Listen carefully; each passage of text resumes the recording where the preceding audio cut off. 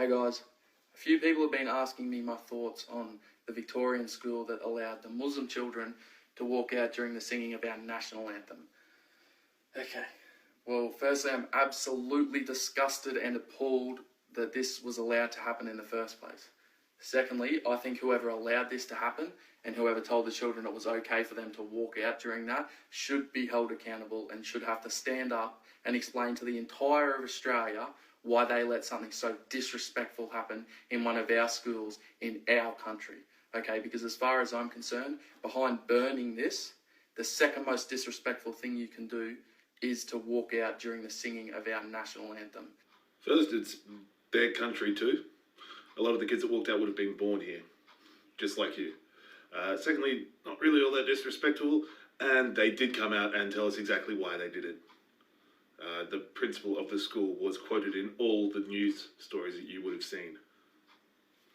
The men and women that died fighting for the freedom of this country would be rolling in their graves if they knew that this is what Australia had come to. If they knew that they laid their lives down for this to happen.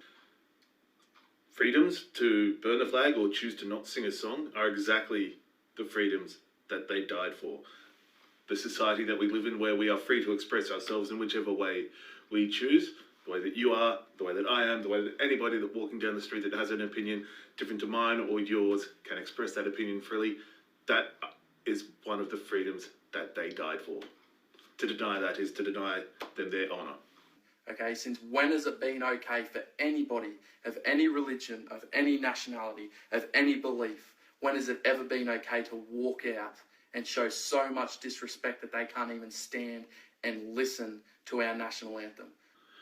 Personally, I think it's more disrespectful to deny freedom to those that live here. But, that's just me. Okay, the rest of Australia stand up with their hands over their hearts and sing our national anthem with pride.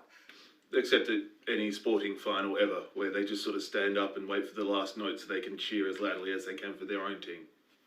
I don't care who you are, what religion you are, what nationality you are, or what your beliefs are. You're in Australia, and you will respect our country and our culture and our people.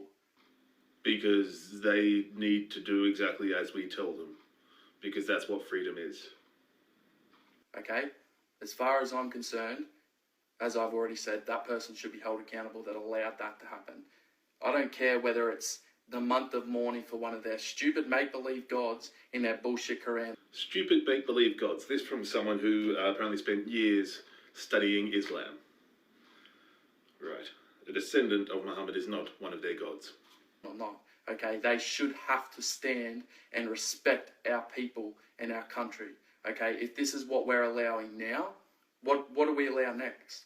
What happens in 5 to 10 years when there's 10 times the amount of Muslims that there are now? What are they going to be demanding? And what are our government and our people in power going to be allowing them to do? Hopefully the same basic freedoms that you or I possess. Okay?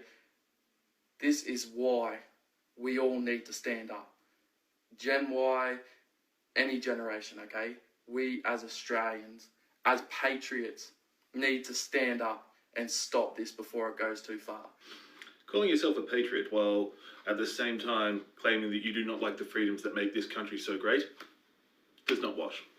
Okay, I don't see why anyone now believes that that is okay. But yet I was on Facebook earlier reading comments from fellow Australians that were saying that the people that are saying this is not okay, that we're bigots. Okay, well let's talk about the definition of the word bigot. The word bigot is somebody who is intolerant of other people's views. Okay, the only ones being intolerant of our views are those children that walked out during the singing of our national anthem. So before you people go... Let's talk about the word bigot for a little bit. Let's just... I've got props today. Let's go here. And let's just see what kind of research you are able to do. Right, so... what I can tell from this is that you took the first result from Google search. So that's the kind of research that you do. I'm going to go one better and take the second result from Google search, which is a Wikipedia page. Now, one of the reasons why Wikipedia is good for this kind of thing is because you get all the references. You get to see where they source their information from. So, here we go. First paragraph. In English, the word bigot refers to a person whose habitual state of mind includes an obstinate, irrational, or unfair intolerance of ideas, opinions, or beliefs that differ from their own, and intolerance of the people who hold them. That does not sound like people who for 11 months of the year stand up and sing the national anthem, but for 1 month they observe their own religious faith and walk out not just during the national anthem, but any song. See, the national anthem, it wasn't because it was the national anthem, it was because it's a song. That's why they walked out. It seems that you most aptly fit this definition of the word bigotry. Anyway, back to the video.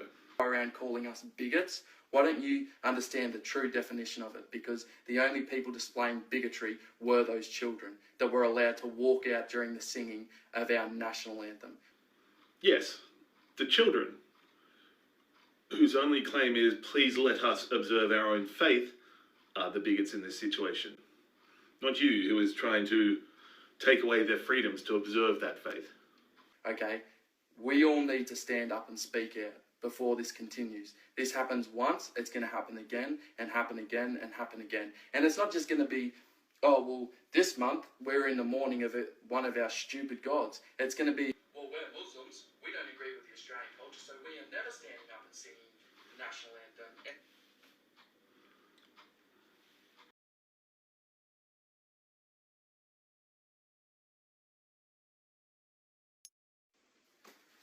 Surprise, surprise, there was just another Islamic terror attack in the Melbourne CBD.